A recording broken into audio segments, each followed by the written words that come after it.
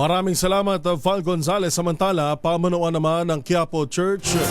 Inilabas na ang schedule at itinerary para sa blessing of the replikas ng mga imahen ho ng itim na Nazareno. Magaganapin ho bukas.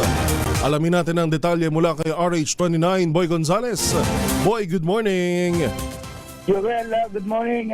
Ayon sa pamunuan ng simbahan, magpapatuloy ang mga misa sa umaga hanggang alas 12 ng tanghali bukas to, habang magsimula naman bandang alauna ng hapon ang blessing o basbas sa mga replika.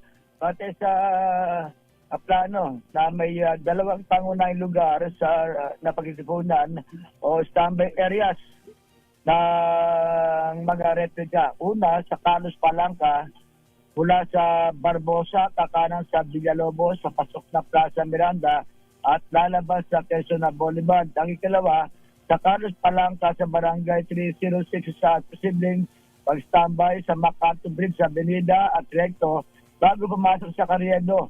Kakanan sila sa Estero Sagado, pakaliwa sa Carlos Palanca, pakaliwa sa Villalobos, sa pasok ng Plaza Miranda, at lalabas din sa Quezon Boulevard.